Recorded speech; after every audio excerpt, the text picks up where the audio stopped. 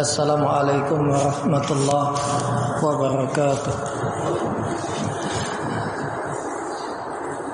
Alhamdulillah alladzi an'ama alaina bi ni'matil Islam wal iman. Wa nasallallahu ta'ala ay yuwaffiqana lima yuhibbuhu wa yardah. Asyhadu an la ilaha illallah wahdahu la syarikalah iqraran bihi wa tauhida wa asyhadu anna Muhammadan abduhu wa rasuluh sallallahu alaihi wa ala alihi wa sahbihi wa sallam. Qala Allah ta'ala fil Qur'anil Karim, ya ayyuhalladzina amanu taqullaha wa qulu qawlan sadida yuslih lakum a'malakum wa yaghfir lakum dhunubakum wa may yuti'illaha wa rasulahu faqad faza fawzan 'azima. Amma ba'd, fa ya ayuhan nas kaum muslimin dan muslimat rahimani wa rahimakumullah. Alhamdulillah, kembali kita dipertemukan oleh Allah Subhanahu wa taala di majelis ini. Dan semoga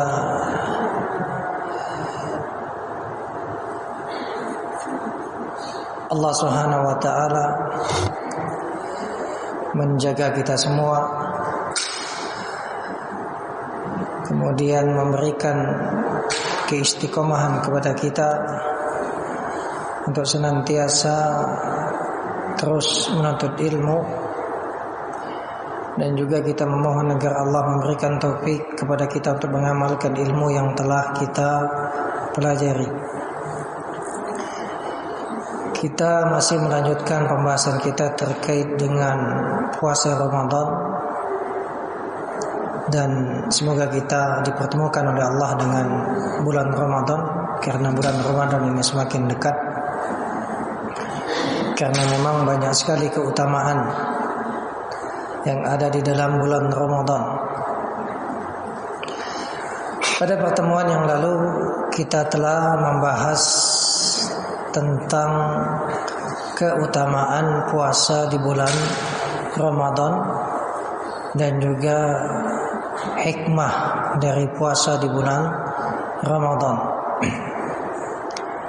Dan juga ada keutamaan-keutamaan yang lainnya yang tidak disebutkan. Tetapi insyaAllah apa yang telah kita bahas itu mencukupi sebagai penyemangat atau sebagai motivasi untuk kita semakin semangat dalam mengerjakan ibadah puasa di bulan Ramadan. Sekarang kita masuk ke pembahasan berikutnya, yaitu tentang syarat-syarat wajibnya puasa Ramadan. Jadi syarat-syarat wajibnya puasa Ramadan.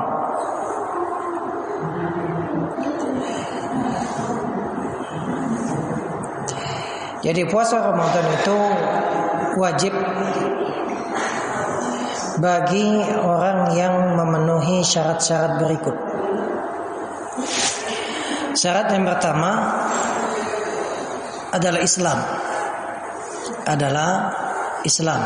Syarat yang pertama Islam. Artinya orang yang berpuasa itu adalah seorang muslim. Adapun orang kafir tidak wajib dan bahkan tidak sah puasanya. Ya, orang kafir ya kalau dia berpuasa ya tidak sah puasanya. Kenapa tidak sah? Ya karena puasa adalah ibadah. Dan yang namanya ibadah itu tidaklah sah dari orang kafir.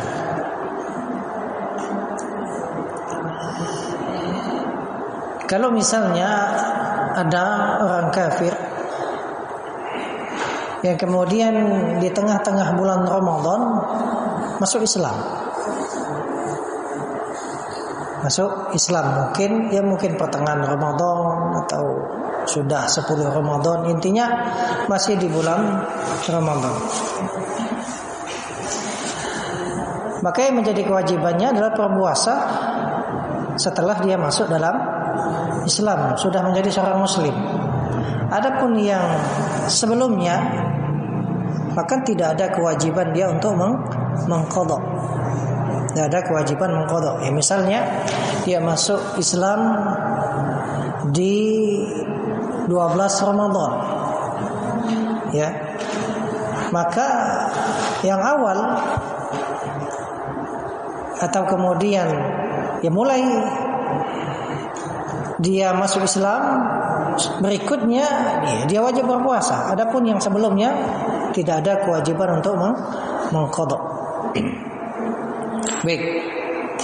Ini syarat yang pertama.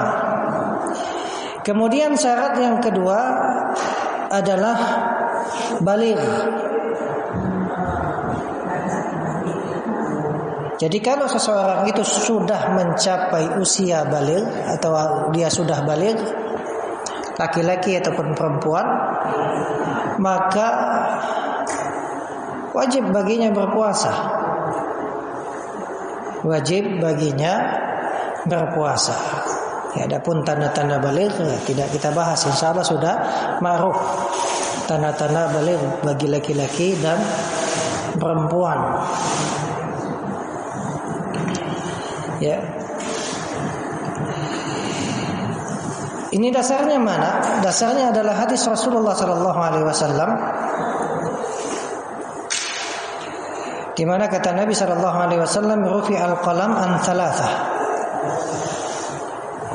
Ya, pena catatan amal itu diangkat dari tiga orang. Anil majnun hatta yafiq, wa anil naim hatta yastayqidh, wa anis sabi hatta yahtalim. Itu dari orang gila hingga dia sadar. Kemudian dari orang yang tidur hingga dia bangun, dan dari anak kecil sampai dia ihtilam, mimpi basah, baligh. Ya, demikian.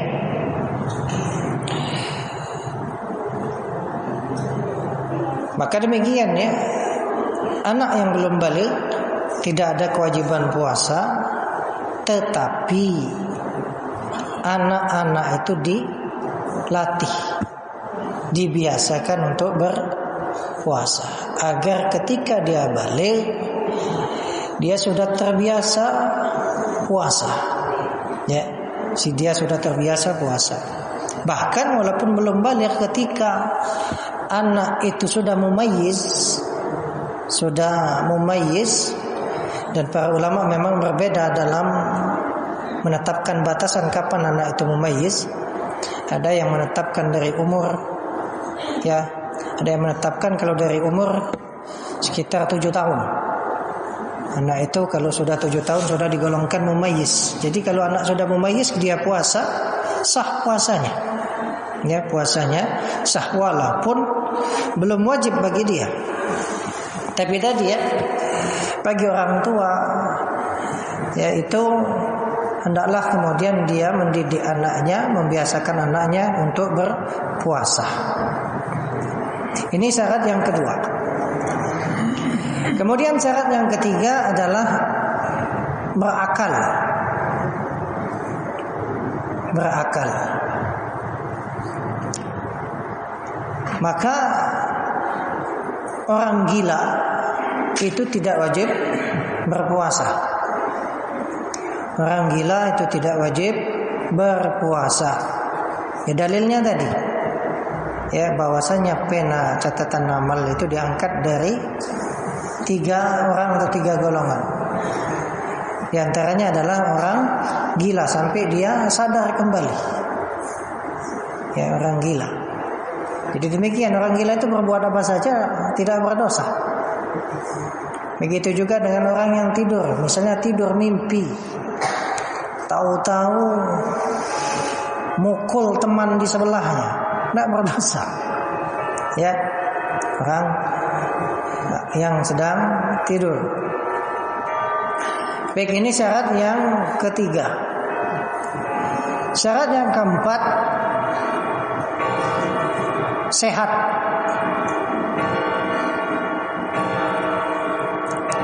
Ya, dia sehat. Syarat yang keempat, sehat. Adapun orang yang sakit, yang tidak mampu berpuasa, yang puasa itu berat bagi dia, puasa itu akan menambah sakitnya, atau bahkan puasa itu akan memperlambat kesembuhan dari penyakitnya, maka ini tidak wajib berpuasa, namun dia ganti nanti di hari yang lain, dan nanti ada pembahasannya setelah ini.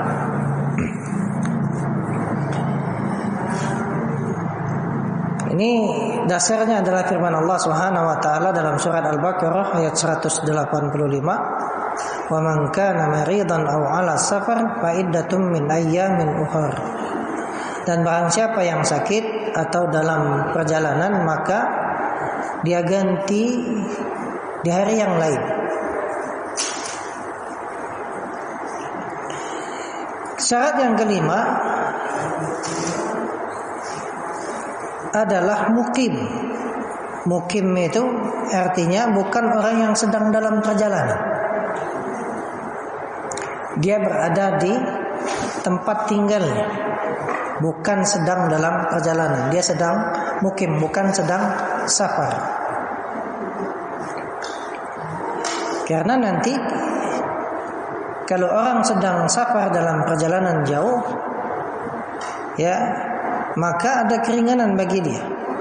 Boleh dia tidak berpuasa, walaupun nanti ada rincian terkait dengan safar ini, mana yang lebih afdal, apakah dia berpuasa atau tidak. Insyaallah nanti akan disebutkan. Baik. Kemudian syarat yang keenam, ini syarat tambahan untuk wanita. Wajib berpuasa adalah apa syaratnya? Suci dari haid dan nifas. Jadi kalau wanita, syaratnya adalah suci dari haid dan nifas. Adapun wanita yang sedang haid dan nifas, ya tidak wajib bagi dia berpuasa, bahkan haram dia berpuasa. Ya, bahkan haram bagi dia berpuasa. Sebagaimana Aisyah menyatakan bahwasannya, ya, tentang hal tersebut, bahwasanya hal itu menimpa para wanita. Maka kami pun diperintah untuk mengqadha puasa dan tidak diperintah untuk mengqadha salat. Ya. Jadi jangan pakai akal tadi karena semangatnya puasa saja diqadha, masa salat yang lebih agung kedudukannya daripada puasa, rukun Islam yang kedua kok tidak diqadha. Wah, ini saya mau qadha. Ya, tidak ada syariatnya mengqadha salat. Adapun wanita yang haid dan nifas, ya, kewajibannya adalah mengqadha puasa. Yang mengqadha puasa. Adapun salat, dia sudah, kalau haid nifas, ya sudah, tidak ada kewajiban bagi dia salat ataupun mengqadha salatnya. Dan itulah diantara makna bahwasanya wanita itu kurang agamanya. Ya kan? Sebutkan oleh Nabi sallallahu alaihi wasallam, ya, bahwasanya wanita itu kurang agamanya. Di antaranya demikian, ketika mereka ditimpa haid, nifas, mereka tidak salat. Baik, ini 6 syarat wajibnya puasa Ramadan.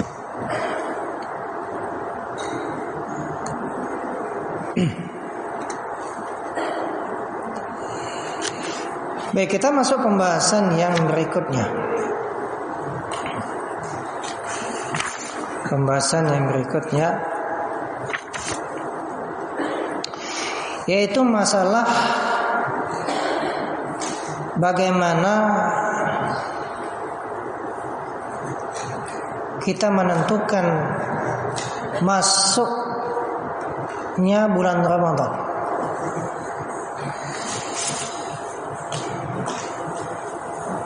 Baik.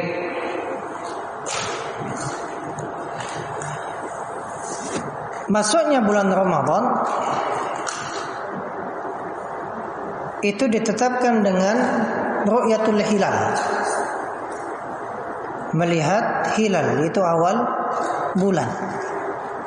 Melihat hilal.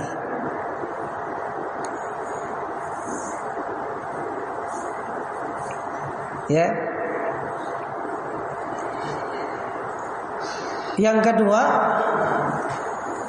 ketika hilal itu tidak terlihat, maka dia menggenapkan bilangan bulan Sya'ban menjadi 30.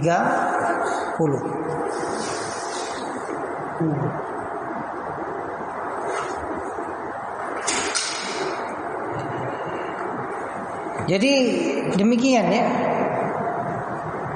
Dalam menetapkan masuknya bulan Ramadan dan juga berakhirnya bulan Ramadan, yang artinya masuk 1 Syawal, berakhir puasa dan berhari raya, ya caranya tadi dengan ru'yatul hilal atau kemudian menggenapkan bilangan Sya'ban 30 hari kalau untuk Ramadan. Ya, kalau kemudian berakhirnya Ramadan juga demikian, melihat hilal atau kemudian dia genapkan puasa Ramadannya 30 hari. Baik. Nah, ketika terkait untuk masuknya bulan Ramadan, para ulama menyebutkan ini cukup satu orang saja yang dia menyaksikan hilal. Ketika ada satu orang saja yang dia menyaksikan hilal, ya, dia melihat hilal Ramadan, maka artinya masuklah itu bulan Ramadan. Tapi ini dia sampaikan kepada penguasa, pemerintah. Karena pemerintah di suatu negeri akan mengumumkan masuknya Ramadan. Baik. Allah Subhanahu wa taala berfirman di dalam surat Al-Baqarah ayat 185, "Faman syahida minkumus syahra falyasum." Barang siapa di antara kalian yang menyaksikan bulan, maka hendaklah dia berpuasa. Dan juga sabda Nabi sallallahu alaihi wasallam ini diriwayatkan oleh Imam Al-Bukhari dan Imam Muslim. Kata Nabi sallallahu alaihi wasallam, "Idza ra'aitumu fasumu." Apabila kalian melihat hilal, maka berpuasalah. Jadi caranya ru'yatul hilal. Jadi biar tidak ada perselisihan, kembali saja kepada hadis ini. Kembali saja kepada hadis ini dengan ru'yatul hilal. Ya. Adapun mungkin kita masing-masing ya susah untuk melihat hilal, tidak tahu titiknya di mana, misalnya kan. Ya alhamdulillah tinggal duduk saja. Nanti pemerintah akan mengumumkan, tidak usah susah-susah. Alhamdulillah. Karena puasa ini adalah hari di mana semuanya berpuasa.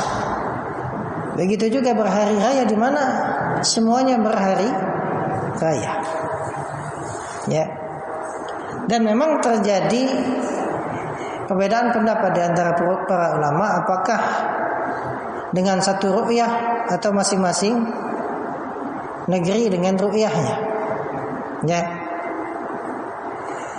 Maka yang kami pegang adalah masing-masing negeri dengan ru'yahnya masing-masing. Ya, jadi artinya sesuai dengan ya ketetapan yang ditetapkan oleh pemerintah di negeri tersebut. Sehingga ya antum tidak perlu ragu, tidak perlu bimbang. Karena memang apa kata Nabi sallallahu alaihi wasallam? apabila kalian melihatnya maka berpuasalah. Kalau di suatu negeri itu, kita Indonesia, proses melihat hilal, ru'yatul hilal, ternyata tidak nampak hilalnya, sudah artinya kita belum berpuasa. Walaupun mungkin ada di negara lain, ya, yang mereka sudah melihat hilal, ya.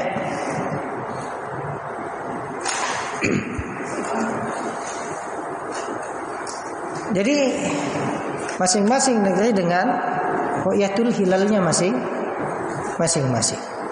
Ya. Baik. Kemudian kalau memang tidak ada yang melihat hilal, maka wajib untuk menyempurnakan bilangan Sya'ban 30 hari. Ya, bilangan Sya'ban 30 hari. Ini sebagaimana kata Nabi sallallahu alaihi wasallam, "Sumu li ru'yatihi wa aftiru li ru'yatihi. Wa in ghubbiya 'alaikum fa akmilu iddata Sya'ban 30." Puasalah karena melihat hilal, dan aftiru, berbukalah, artinya berakhirnya bulan Ramadan, masuknya 1 Syawal, berhari raya, itu juga karena melihat hilal. Jikalau kemudian hilal itu tertutup, tidak nampak bagi kalian, tadi hujan, mendung, sehingga tidak terlihat hilal, maka sempurnakan bilangan Sya'ban 30 hari. Dan sebagaimana yang sudah kita bahas di awal, tidak perlu ada keraguan sehingga kemudian dia berpuasa di hari apa? Syak, hari ragu. Kan mendung nih, mendung, tidak terlihat hilal di malam ketiga 30, ya kan? Kalau lihat hilal berarti kan Sya'ban 29, artinya malam ini sudah masuk 1 Ramadan. Ternyata mendung, tidak terlihat hilal, ya sudah sempurnakan. Tidak perlu ada keraguan, wah jangan-jangan memang ini sudah 1 Ramadan. Untuk menghilangkan keraguan, untuk kehati-hatian, saya puasa saja. Ya, saya puasa untuk kehati-hatian. Dan ini sudah kita lewati, ya kan, kemarin sudah kita lewati hadisnya, bahwasanya apa? Terlarang, tidak boleh bagi orang yang berpuasa ya di hari Syak, dia bermaksiat, durhaka kepada Abul Qasim, yaitu Rasulullah sallallahu alaihi wasallam. Paham insyaallah? Paham ya? Nah begitu juga dengan berakhirnya bulan Ramadan, ya dengan ru'yatul hilal, kalau tidak nampak digenapkan, ya. Dan terkait dengan berakhirnya Ramadan, masuknya 1 Syawal, artinya berhari raya, para ulama menyebutkan itu dengan persaksian 2 orang muslim yang adil. Kalau masuknya 1 Ramadan, ya cukup dengan 1 orang, persaksian 1 orang muslim saja yang adil. Adapun masuknya 1 Syawal, berakhirnya Ramadan, ya maka itu dengan persaksian 2 orang muslim yang adil. Ya, kalau sama sekali tidak ada yang melihat hilal, ya tidak dipersaksikan 2 orang muslim yang adil, maka wajib menyempurnakan bilangan Ramadan 30 hari. Paham insyaallah? Baik.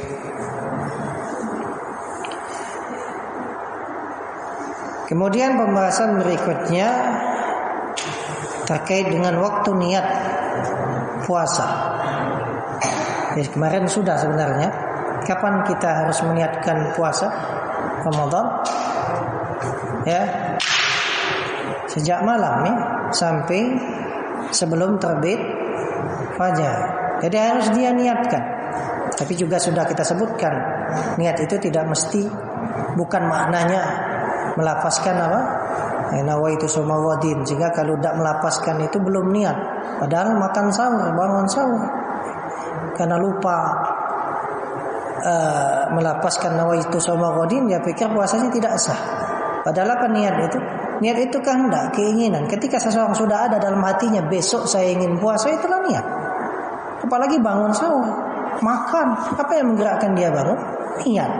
Apa yang menggerakkan dia untuk makan sahur? Niat. Ya kan?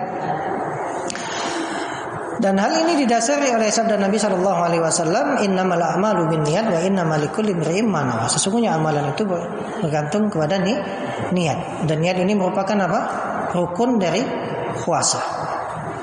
Dan juga sabda Nabi sallallahu alaihi wasallam, "Man lam yubayyitis siyam qabla al-fajr fala siyamalah." Barang siapa yang dia tidak meniatkan puasa sebelum fajar, ya, maka tidak ada puasa baginya, tidak sah puasanya. Baik. Dan memang ada para ulama yang menyatakan cukup satu kali niat di awal Ramadan. Ada yang menyatakan demikian. Tetapi ya, yang lebih menenangkan adalah seseorang itu meniatkan puasanya setiap hari. Ya. Karena kenapa? Ya, puasanya kan terputus.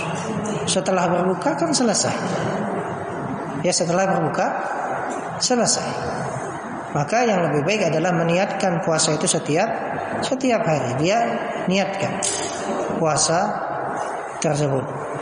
Dan para ulama juga yang menyatakan mencukupi satu kali niat di awal Ramadan, itu pun tetap mereka menyatakan disunnahkan untuk memperbarui niat setiap hari. Ya, memperbarui niat setiap hari. Ya, karena antara setiap hari itu kan puasanya berbeda-beda.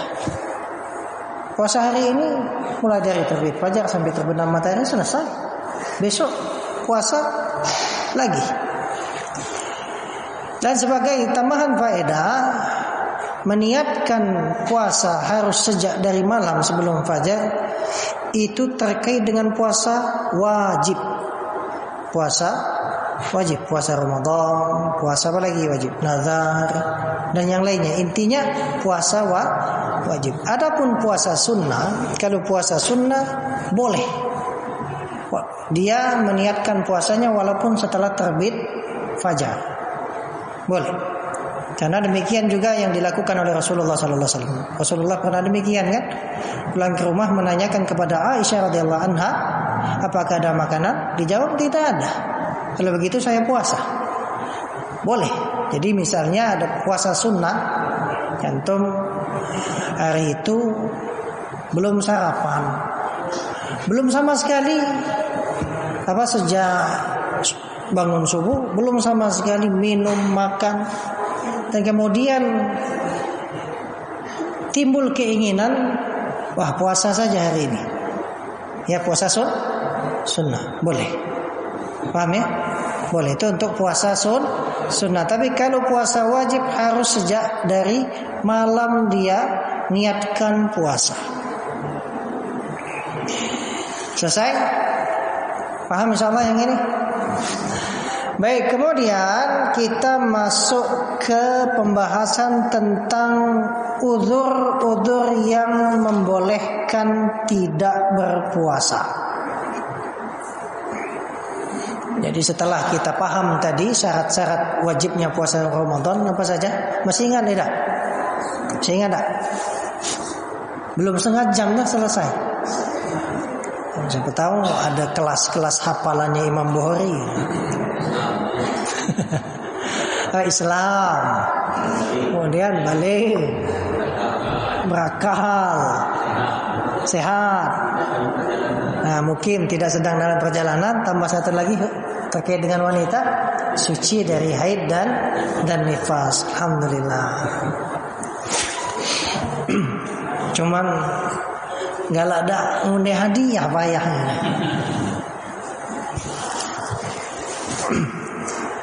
Baik, sekarang pembahasan tentang uzur-uzur yang membolehkan untuk tidak berpuasa. Yang pertama, sakit.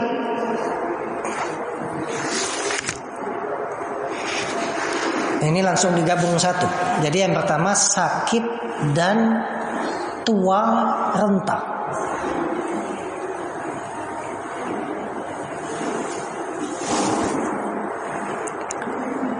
Baik, sakit dan tua renta. Orang yang sudah lanjut usia, yang memang sudah tidak ada lagi kemampuan untuk berpuasa. Baik, terkait dengan sakit, jadi boleh atau diberi keringanan bagi orang yang sakit untuk tidak berpuasa ketika dia sakit dengan sakit yang memberatkannya. Jadi memang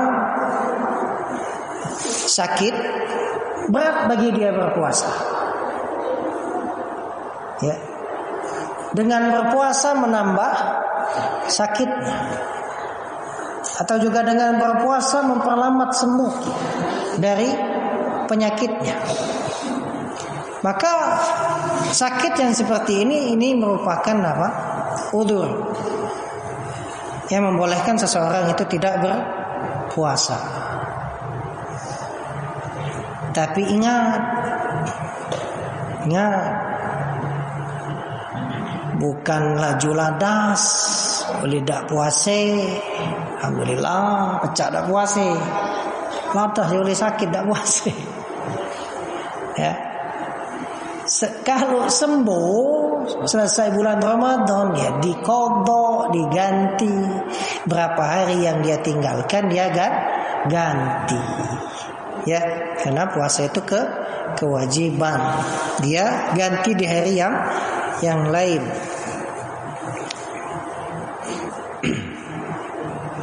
Baik. Ini artinya apa? Sakit dengan sakit yang masih bisa sembuh. Adapun kalau orang itu sakit dengan sakit yang parah, penyakit kronis yang berat bagi dia puasa, dia tidak mampu berpuasa, jadi beri keringanan untuk dia tidak berpuasa. Tapi apakah dia juga mengqadha? Tidak. Dia membayar fidyah.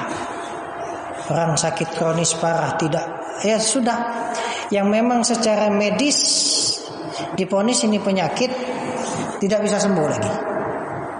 Ya, secara medis diponis penyakit ini tidak bisa sembuh. Yang dia berpuasa akan menambah penyakitnya. Dia berat berpuasa disebabkan penyakit tersebut, maka ya dia tidak berpuasa dan kewajibannya adalah membayar fidyah. Yang mana setiap hari yang dia tinggalkan, dia memberi makan kepada satu orang miskin. Nanti kita sebutkan ukurannya. Kemudian tadi orang yang sudah lanjut usia, tua renta, yang memang sudah tidak mampu lagi berpuasa. Bukan luwe kawa, kuat sehat. Pak, nih puasa. Dia kula tuwe. Ya, padahal kuat, sehat, segar. Ini tua renta lanjut usia yang memang fisiknya sudah tidak kuat lagi, tidak mampu lagi berpuasa. Bahkan kalau puasa pecah KO. Ya. Bermudarat bagi dia. Antum juga ikan paksa, misalnya ada nenek, ada kakek, ya kan? Saking semangat nih, mati dem nih si puasa ibadah. Berdosa. Tak boleh. Ya. Baik. Orang tua renta demikian, dia juga boleh tidak berpuasa dan kewajibannya membayar fidyah. Ya, membayar fidyah. Baik. Kenapa membayar fidyah? Ya, karena memang di awal diwajibkannya puasa itu kan diberikan pilihan antara berpuasa dengan memberi makan. Ya, walaupun tetap yang lebih afdal adalah berpuasa. Maka memberi makan itu senilai, sepadan dengan puasa. Makanya yang tidak mampu lagi berpuasa, kewajibannya adalah membayar fidyah, memberi makan di setiap hari yang dia tinggalkan satu orang miskin. Al-Imam Al-Bukhari mengatakan, ya, wa amma syekhul kabir idza lam yutiq as-siyam faqad at'ama Anas ba'da ma kabura aman aw amaini an kulli yaumin miskina. Adapun orang yang sudah tua renta, apabila dia tidak mampu berpuasa, maka kata Imam Al-Bukhari, Anas, sahabat Anas, itu ketika dia sudah tua renta, setahun atau 2 tahun, beliau memberi makan, ya, seorang miskin untuk setiap hari yang dia tinggalkan puasanya. Wa qala Ibnu Abbas radhiyallahu anhuma fi Syekhil Kabir wal mar'ah al-kabira la yastati'ani ay yasuma falyut'ima makana kulli yawmin miskina. Dan Ibnu Abbas radhiyallahu anhuma itu berkata tentang orang yang tua renta, laki-laki ataupun perempuan. Laki-laki yang sudah lanjut usia tua renta, juga wanita yang sudah tua renta, yang keduanya tidak mampu berpuasa, kata Ibnu Abbas, hendaklah keduanya memberi makan kepada orang miskin di setiap hari yang dia tinggalkan puasanya. Paham insyaallah? Nah, terkait kalau dengan makanan pokok yang belum dimasak, belum beri makan makanan yang sudah siap saji, kan ya sesuai dengan apa yang kita makan. Tapi kalau beras, berapa ukurannya? Ini juga para ulama berbeda pendapat terkait dengan ukurannya, berapa yang harus dia keluarkan untuk setiap hari yang dia tinggalkan. Adapun di dalam kitab Al-Fiqh Al-Muyassar disebutkan itu setengah sok gandum, kurma ataupun beras. Intinya sesuai dengan makanan pokok suatu negeri. Kalau kita Indonesia beras, maka pakai beras. Ukurannya adalah setengah sok. Yang mana kalau satu sok itu 2 kilo seperempat. Berarti kalau setengah sok 1 kilo 125 gram. Ya kurang lebih hampir 1 kilo seperempat. Hampir 1 kilo seperempat. Jadi demikian yang dia keluarkan satu hari, berarti harus dia keluarkan beras 1 kilo 125 gram. Ya mungkin digenapkan 1 kilo seperempat. Ya. Mie canteng. Antum lihai ngukur pakai canteng-canteng. Nggak tahunya nimang. Nggak tahu nyanteng-nyanteng, liter ya kan. Intinya demikian ya.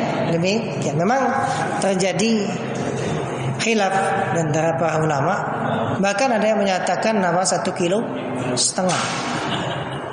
Ya. Jadi kalau di dalam kitab Al-Fiqh Al-Muyassar demikian ukurannya. 1 kilo seons lebih. Ya, seperempat tuh bagi 2. Nah, 1 kilo tambah seperempat bagi 2 yang seperempat. Ya mungkin kalau mudahnya 1 kilo seperempat atau 1,5 kilo, niatkan yang lebihnya sedekah ya. Ya. Baik, itu ukuran fidyahnya.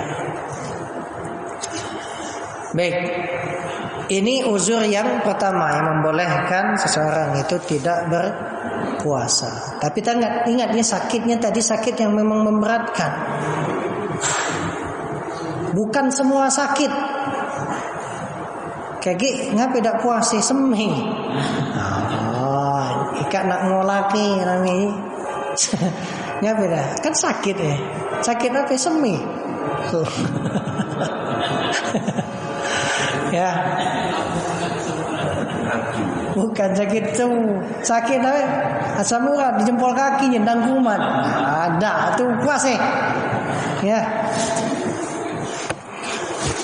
Baik. Kemudian yang kedua.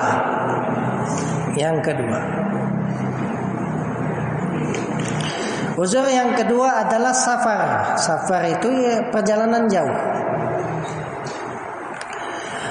Diperbolehkan orang yang sedang safar dalam melakukan perjalanan jauh untuk tidak berpuasa di bulan Ramadan. Dan wajib bagi dia apa? Mengqadha. Dalilnya jelas ya. Di mana Allah Taala berfirman, "Wa man kana maridan aw 'ala safarin fa iddatun min ayyamin ukhra." Barang siapa yang sakit atau dalam perjalanan maka dia ganti di hari yang lain. Ini dalam perjalanan jauh. Bukan perjalanan untuk ngakali. Mana perjalanan ngakali? Misal pengantin baru. Ya. Ini nak ngakal-ngakali tadi supaya bisa berhubungan suami istri. Ya sudah, Rika kendak puasa ke Palembang mai kita. Tak boleh. Itu tak boleh, bukan perjalanan untuk ngakal-ngakali. Syariat.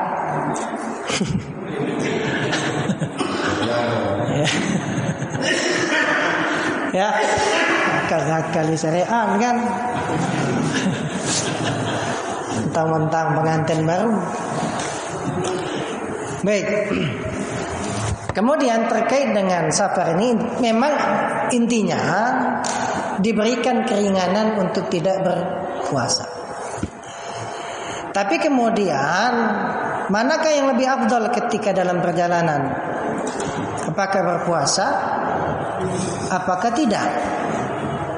Mana yang lebih afdal? Ini dirinci lagi.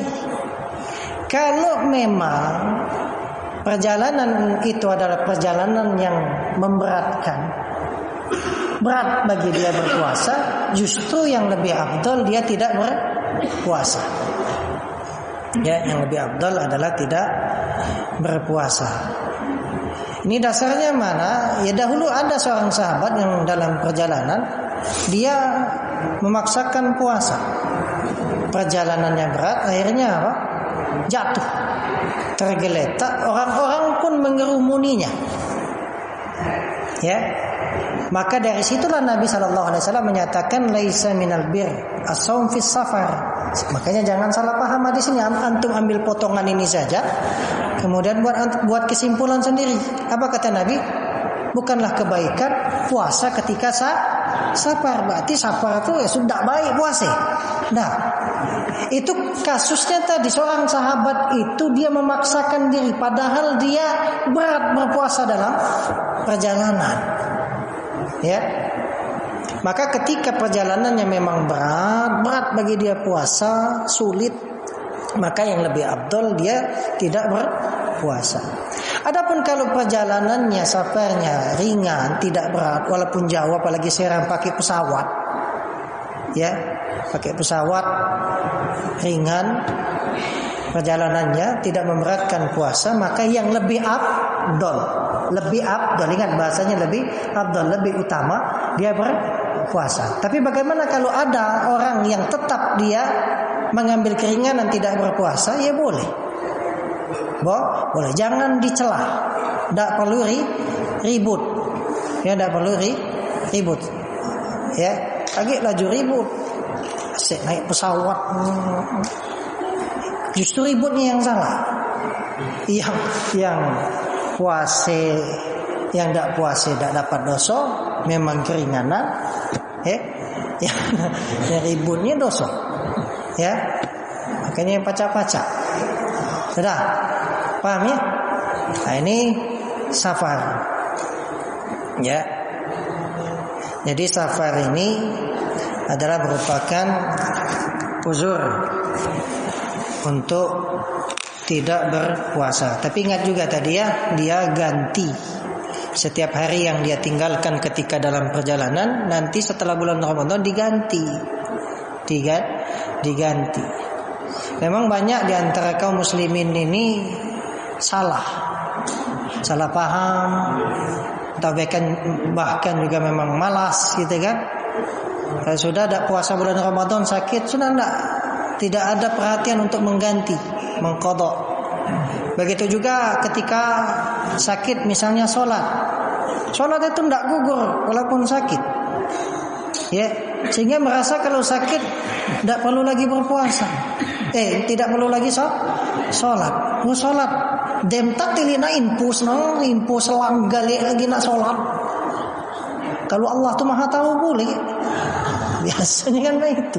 Allah maha penyayang,